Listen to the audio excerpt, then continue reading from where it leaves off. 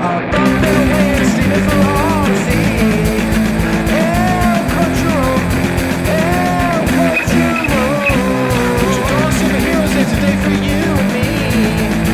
El Cachorro, El Cachorro.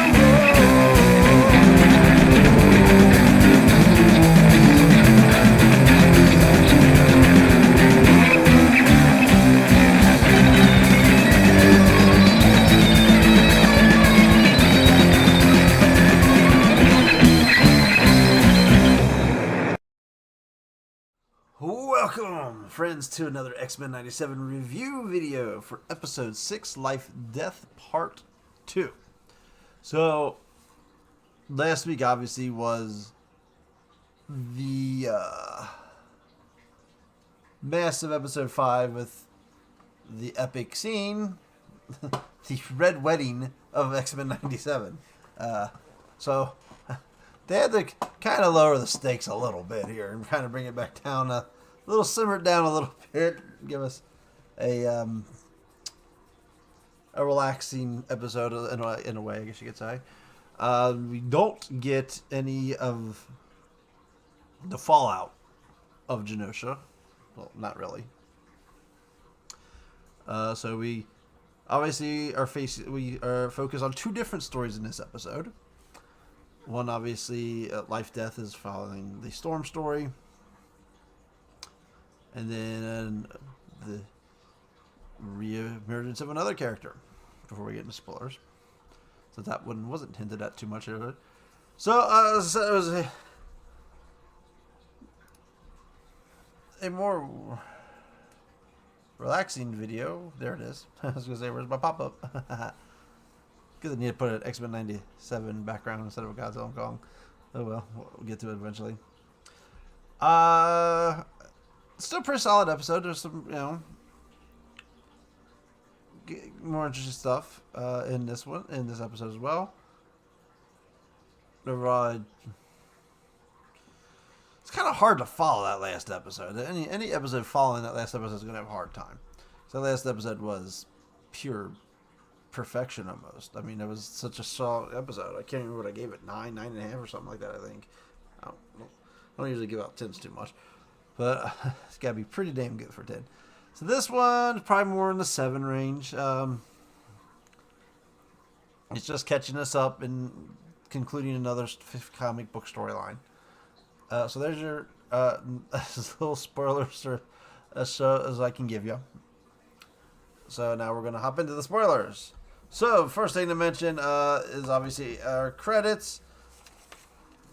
The somber feeling of them not having Magneto or Gambit.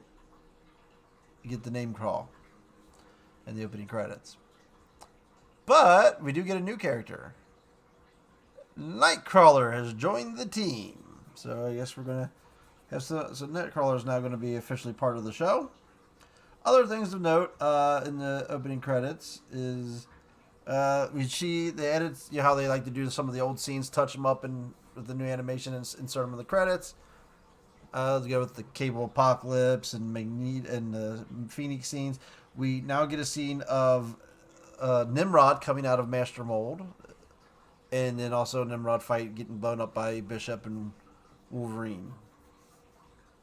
We also see Cyclops versus Gladiator and the Imperial Arm, whatever they're called. I can't remember what they're called. As well as scene between Professor X and Lilandra. Foreshadow.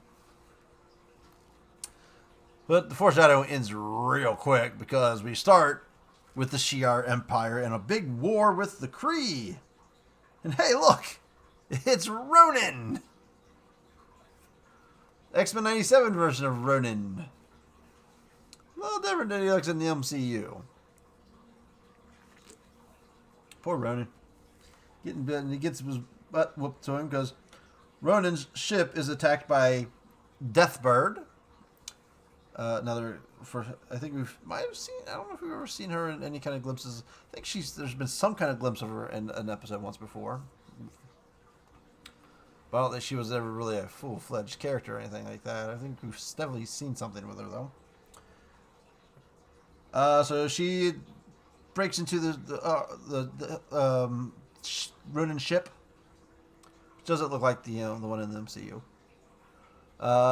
Then she tears apart the Kree, and her and Gladiator take Ronin down, and she's trying to make him confess where the Kree supreme intelligence is, because she and Kree are in a big war. They get interrupted by somebody who has a special message from Lilandra.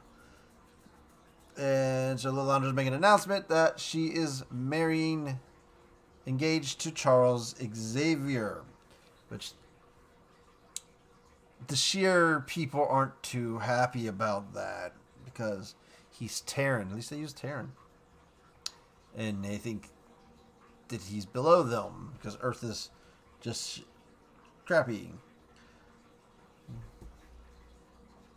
So there's Deathbird and Gladiator. So then we get a scene with the lovebirds alone. And Xavier kind of hints about wanting to see if Lilandra possibly visit Earth. Will it, so maybe go Jack say visit Earth, visit his X-Men. And he's kind of pleading with her to, maybe go home, maybe a return trip. Just they don't sound like that's a possibility. Then we cut to our other story for the episode, which is Storm with the adversary, who's tormenting her to let Forge die, who's been poisoned, demonically poisoned, and she's caring for him on his bed. Well, she's caring for him while he's like, let him die, he deserves to die, and trying to get her to give in to the dark and evilness and the misery. And even goes to a point where, he puts her in a coffin, saying she fears living and all that stuff. And of course she has, the show also reminding us of her fear of enclosed spaces. And she's saved by Forge, who's using a magical book and doing a magic spell to cast a demon. And the magic is straight Doctor Strange. They straight are going with the Doctor Strange imagery with all the magic. So they're showing that Doctor Strange magic is how magic looks like in Marvel. So we got the circles and the color of yellow and the lines and all that stuff. So it is straight like reminiscence of Doctor Strange. So they talk about, could they find a key? So his Forge's mom's magical book mentions some kind of cacti that grows in pure darkness. And Storm offers to go get it, and he's like, hey, I could die. I don't want to die alone. So he says, we travel together. Then we get the another spot with the engagement out in the public. One of the sheer counselors is questioning it, and Deathbird comes in and starts straight up challenging against it, saying that Xavier's primitive and he wants to move our throne world to Earth, and puts out pretty much invokes a challenge that Xavier must have his memories of Earth and his X-Men erased, and Lilandra must be the one to do it.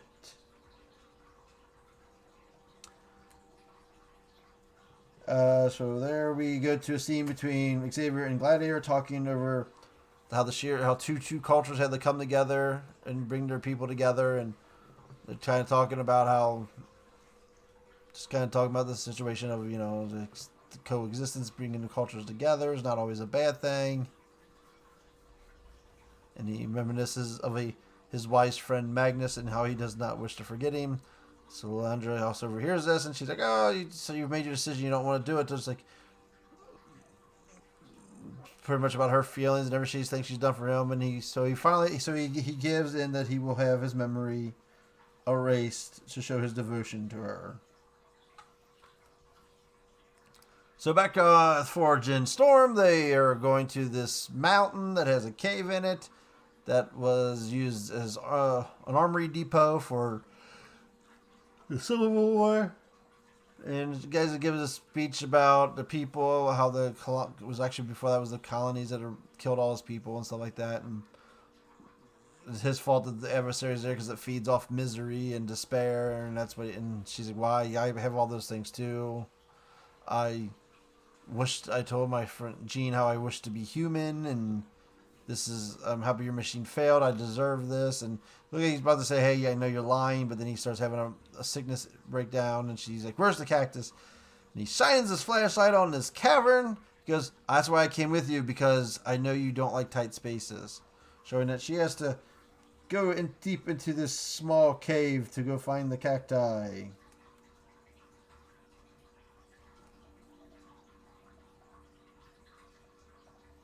And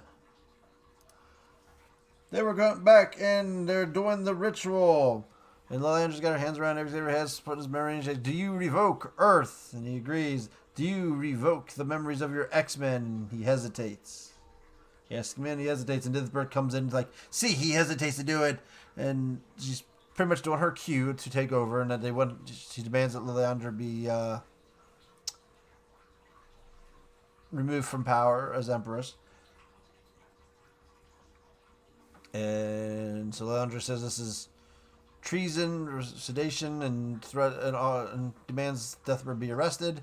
So Dethbert goes after Lilandra, and she's saved by Gladiator, who one punches Dethbert into a wall. Then her troops start attacking, and Gladiator's up there taking out her troops as well. So then we have fighting breaking out all over the place. The High Council's walking out because of what's going on, and Xavier just remembers, "Hey, it's time for me to use my secret weapon." Pulls his powers, pulls everybody into the astral plane, and puts them all at classes in session. They're all sitting in school desks. He's got his suit on, and he's sitting at a desk, and he's like the professor. They're really hamming up the teacher stuff here. And let's see, that again we are to keep going back and forth.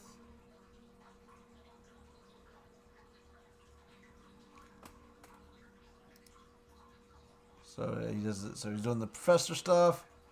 Then we cut back, and Storm's sees the cactus, and she's climbing up this narrow tunnel. And she starts to fall, and she drops her flashlight, and then the adversary returns after they thought they've defeated him. And it's like climbing up the cavern behind her, tormenting her, and saying how she's given up and everything like that. And a couple interesting things. So there's a scene where it shows climbing up at her, and like because it's an evil owl, so it can rotate its head. So it rotated its head all the way around. And then about a minute or two later, I think they used the same shot. So you see the owl climbing, and while it's talking to her, and it rotates its head around again. So like, did they just reuse the same shot twice? And just with I guess the owl, they didn't have enough animation for the adversary for its little speeches it was given, so they used the scene again. And one thing I did also pick up on is, because the adversary's obviously got its own voice, but there's times in its voice you can kind of feel like it's Oro herself talking, where it sounds like Storm. So it shows that it's maybe Storm's demon that was threatening them. But it's tormenting her, and she's like, it was the executioner's weapon taking away my powers wasn't the only thing keeping my powers away. It was my own belief of not accepting my powers, and that she also was holding her powers back. She can see the wind. She's doing a speech, and the winds start picking up. And all of a sudden, some lightning comes down, and she boom, goes full storm, blows up into the air. You can see it from space. And she transforms into the black suit of Storm. She grows her hair back. Her tiara just reappears. And she's just going around doing Omega stuff. She's flying at the speed of light, flying with the horses, creating twisters. And she's like going super Omega. So she's got her powers back. And all is good. And then we see her. She got the cacti, and she put some of it on Forge. She starts healing him, and saying that it was up to her. She had to defeat her own adversary, and everything like that. And they talk about, hey, what's next? Should we go to an island or something like that? And he turns on the TV, and that's when they find about Genosha's attack. Nations are not allowing the mutants that back to their home countries that were trying to flee Genosha. They're refusing to take them back in. So that part I did hear in the news article, and believe it's a step towards the war. So we cut back to good old Xavier. He's doing his speeches, and they try to say what makes the Shi'ar Empire, and people with Hawkeye. He threatens like somebody with the merits and stuff like that, and going like old school Xavier. So he talks about how Shi'ar would take small cultures and just trounce all over them and assimilate them in, so they wouldn't grow to be big empires, rival empires, and how if they would get that big, they would chop them off at the knees and then threaten to help them rebuild. So Shi'ar are pretty not good people here, to be honest here. So they're pretty much a dominating culture who doesn't want to let it, that tries to hold everyone out of power next to them. He's talking about how that's not the way to do it. And might's not always right. And coexistence, we're all just newer things that are built of ancient atoms. We're all children of the atom. And kind of saying that there's better ways to coexist. Is not clean, it's messy, but that's what's right. And he's kind of starting to maybe win them over a little bit. All of a sudden his vision starts going a little haywire. His globe starts spinning and it blows up, and then all of the Shi'ar that were in his desk are now replaced by skeletons. And then a giant gambit rises up from the ground and then turns into a skeleton. And then zaps Xavier. And he knows something bad has happened. Something bad has happened. He's talking about how he must return to Earth. And that he needs to see his X-Men something. And she's like, well, if you can't do this, we're about to win them over. Now this will tear everything. Just make Sethbird right. And he's like, hey, if this means it's the end of our affair, it does. I need to see my X-Men. Something has gone horrible. So he's pretty much sensing something bad has happened, and he needs to get back there. But that's not the end of the episode, which I forgot to pull a picture up of. So we cut to a scene where we have Bolivar Trask running from something. He goes, and you hear him say, I gave you my DNA so you could access Master Mold. And he's feeling guilty. He actually feels guilty for the genocide of Genosha. That he's actually maybe felt, okay, I went too far.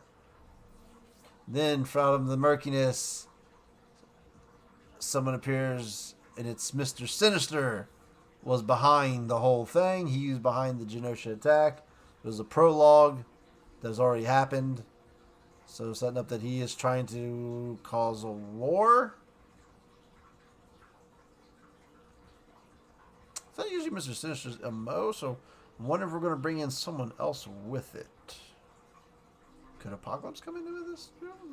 They did have the Cable Apocalypse scene in the trailers, in the opening montage too. So I don't know if there's, Apocalypse is going to come in, although supposedly him and Apocalypse already in the show have had a falling out. But we now know that Sinister was behind the Master Mold attack at Genosha. And that's where the episode ends. So, interesting. So the next episode, episode 7, is called Bright Eyes. And there's a lot of things that could be referencing. Sinister's got bright eyes. People have called Cyclops bright eyes. Rogue is called people bright eyes, including Gambit. She's referred to him as bright eyes several times. So many different places so I could go a lot of places. And then after that, I know we have after that 7, 8, 9, 10. So 8, 9, and 10 then is our 3-parter finale. Tolerance's Extinction. So that sounds like that's going to be some epic shit that's going to go down. We could go a lot of places. So we've already hinted that Cyclops could be Cyclops going to his rebel phase. Xavier, where he started revolutionary phase, I guess you could say. Xavier's on his way back, so I know in that storyline, Cyclops does kill Xavier in the comics. So I don't know if we're going to go there or not. They already hinted that there's something Captain America is supposed to show up somewhere. That might be the next episode too. Unless they're going to go straight war with the Avengers, who have barely been alluded to in the show. I mean, just Captain America showed up. I don't know if we've ever really showed anyone else. So, still shows A+. Like I said, there was no winning with this episode. Like I said, following episode 5, I don't think there, might as well put like some sort of filler episode, you might say, because I guess it kind of dampers a lot of this episode. I think it was still a solidly, really good episode. The Life-Death Storm they did the Storm lose her powers to get them back thing. That storyline is weird. So yeah, they had her fighting the demon, and they have some magic stuff. Then we finally catch up with Professor Xavier and the Shi'ar, and the Shi'ar are just very Galactic Empire kind of level stuff here. They just like control everybody. I believe they're right. So, but we got to the point where now Xavier has decided he has to return to Earth. So that's what this episode was about: was getting Xavier back and getting Stormer powers back. Yeah, sorry. So this is what this episode. So it concluded at completing those two story getting those two story arcs to where they need to be to finish. Obviously, where the season's going to go, so Storm can go back to the X-Men, and maybe next episode. I assume next episode we're going to get some of the finally find out some of the fallout from the Genosha attack. Where are the X-Men standing? Who all supposedly is alive and dead? Magneto and Gambit were removed from the opening montage, so obviously they're supposedly dead. The shot with the people laying down, I guess, was Dazzler. It was Dazzler and Sebastian Shaw. The producer on the show has tweeted out that Madeline Pryor was vaporized, claiming so. Okay, don't really get that because you just started this whole thing about her and Scott having a psychic rapport with each other, and now you just killed her off. Hey, I guess that's a good way of doing a fake out storyline. To start this storyline, just the vaporizer, like, gotcha. That storyline's going nowhere. So he's claiming she is dead.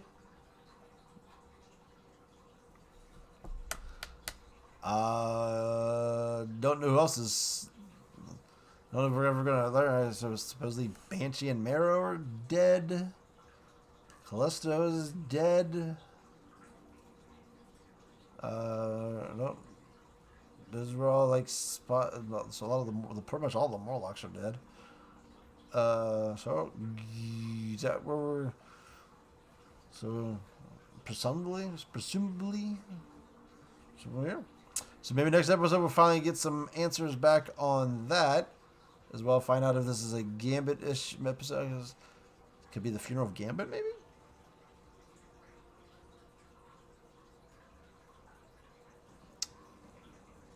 Trying to figure out what Bright Eyes could refer to. Bright Eyes, there's so many things this could go to. So, we'll have to wait another week to find that out. But once again, another solid episode. Show's still kicking ass. Like I said, it's not easy to follow that episode 5, but they put up a pretty solid episode. Still, like I said, it's still to me a 7. So it was, it might have been higher if it wasn't following that episode. But as like I said, it's solid. It still did its job, keeping us going, and only a couple episodes left. Unfortunately for the season, this has been the best thing out there right now. Although they do have Daredevil coming out, I guess, when this show wraps up in May. So see if they've learned their lessons with Daredevil. I guess I'll cover that too here. Because why not? I do cover. That's what I cover, Marvel stuff. But, really solid episode. Until next time, Cachorro out.